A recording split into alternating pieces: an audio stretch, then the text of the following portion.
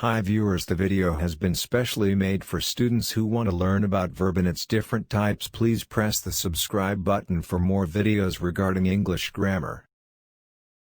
What is verb? Verbs are the action words in a sentence that describe what the subject is doing.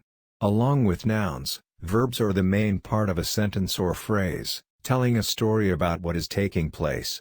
In fact, without a verb, full thoughts can't be properly conveyed, and even the simplest sentences, such as Maria sings, have one.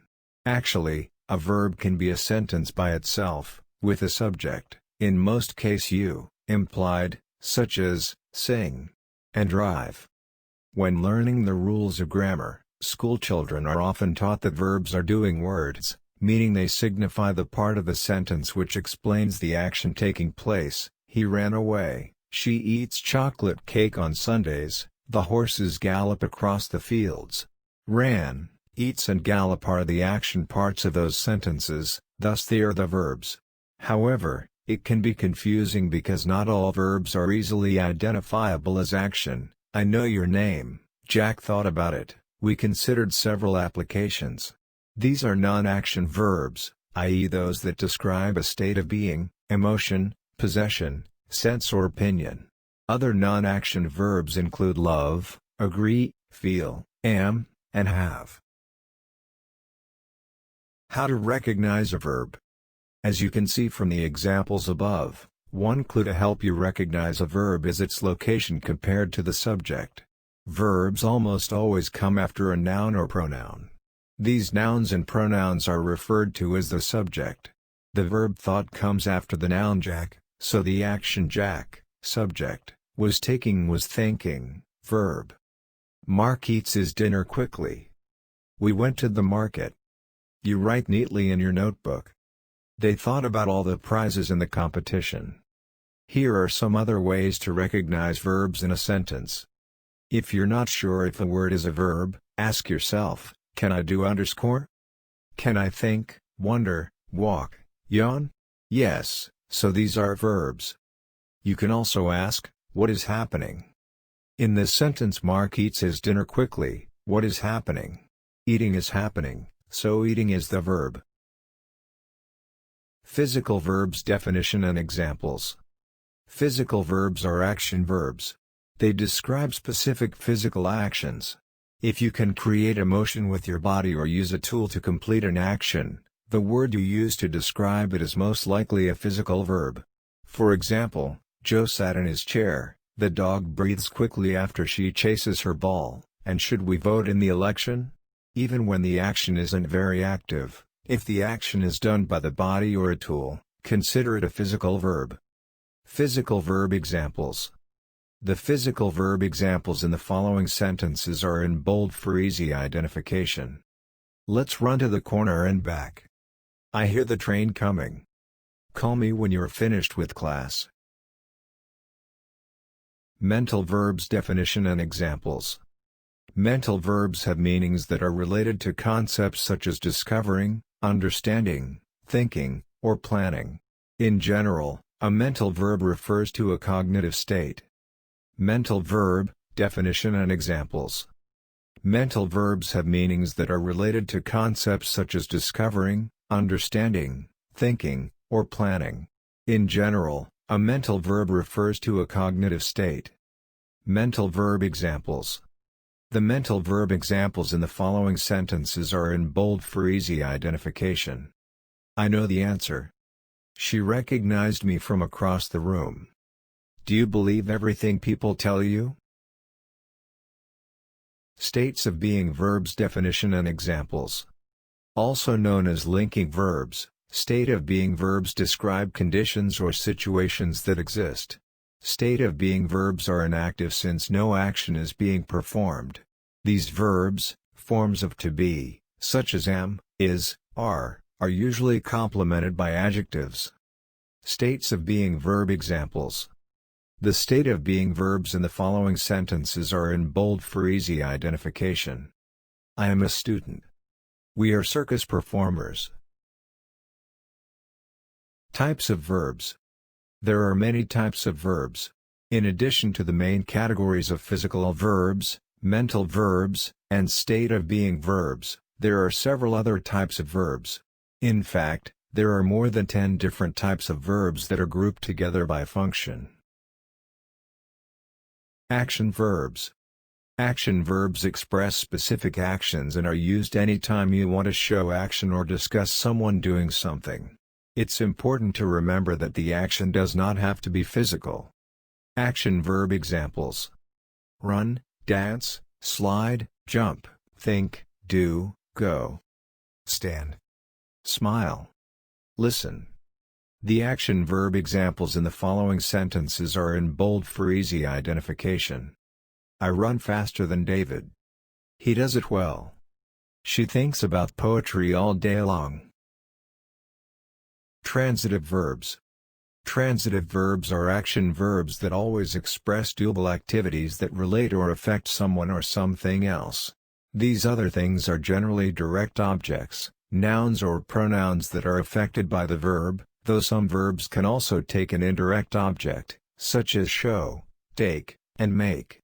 In a sentence with a transitive verb, someone or something receives the action of the verb.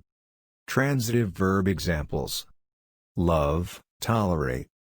The transitive verb examples in the following sentences are in bold for easy identification. Gary ate the cookies.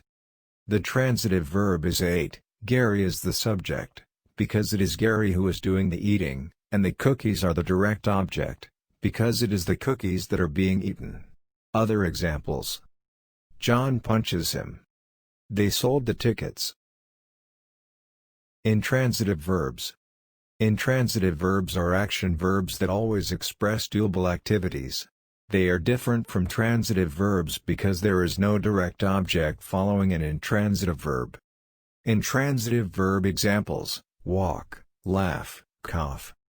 The intransitive verb examples in the following sentences are in bold for easy identification. We traveled to London.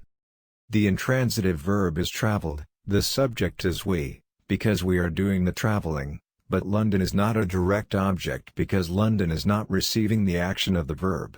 Other examples: I sneeze in the morning. John eats before leaving for school. The last example shows that the verb eats can be both transitive and intransitive depending on whether there is a direct object or not. If the sentence read, John eats the cookies before leaving for school, eats would be transitive as there is a direct object, the cookies. Auxiliary verbs. Auxiliary verbs are also known as helping verbs and are used together with a main verb to show the verb's tense or to form a question or negative. Common examples of auxiliary verbs include have, might, will. These auxiliary verbs give some context to the main verb, for example, letting the reader know when the action took place. Auxiliary verb examples: would, should, do, can, did, could. The auxiliary verb examples in the following sentences are in bold for easy identification. I will go home after football practice. The auxiliary verb will is telling us that the action of the main verb go is going to take place in the future, after football practice has ended. If the auxiliary verb will was removed, we get the sentence: I go home after football practice. In this case, there is no definite time frame for the action. The sentence suggests that going home after football practice is just something the subject I generally does. Other examples: I may play with you later. Stative verbs. Stative verbs can be recognized because they express a state rather than an action. They typically relate to thoughts, emotions, relationships, senses, states of being, and measurements. The best way to think about stative verbs is that they are verbs that describe things that are not actions. The stative verbs are all expressing a state of doubting, a state of believing, a state of wanting. These states of being are often temporary. The stative verb examples in the following sentences are in bold for easy identification. The doctor disagrees with your analysis. Disagree is a stative verb here, as it describes the doctor's state of being, disagreement. John doubts the doctor's opinion. I believe the doctor is right. She wanted another opinion. Modal verbs. Modal verbs are auxiliary verbs that are used to express abilities, possibilities, permissions, and obligations. Modal verb examples: can, must, may, should, would. The modal verb examples in the following sentences are in bold for easy identification. He can shoot a three-point shot easily. The auxiliary verb can is expressing an ability, suggesting that shooting a three-point shot is a skill the subject possesses.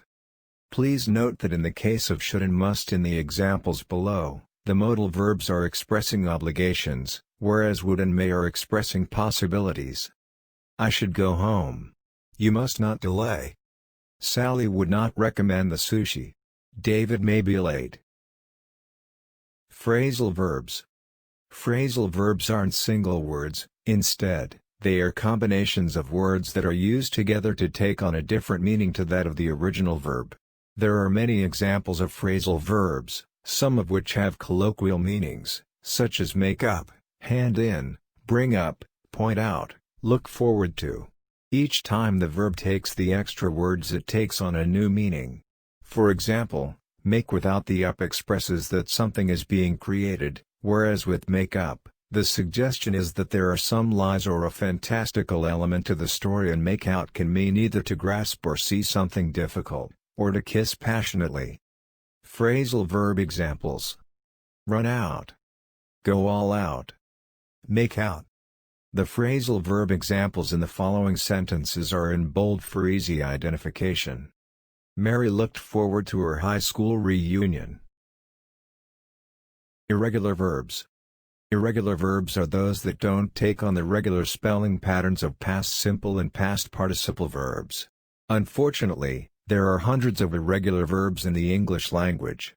But don't worry, while many are used often, the majority are not in common usage. Or if they are, you will use them so often you will learn them quickly. Some of the most common irregular verbs include say, make, go, take, come, know and see. Irregular verb examples: eat, think, bring. The irregular verb examples in the following sentences are in bold for easy identification. I take my time when I go to the shops, present tense. I took my time when I went to the shops, past tense. Thank you for watching the video. Please subscribe to our channel. Test your English grammar for more videos regarding English grammar.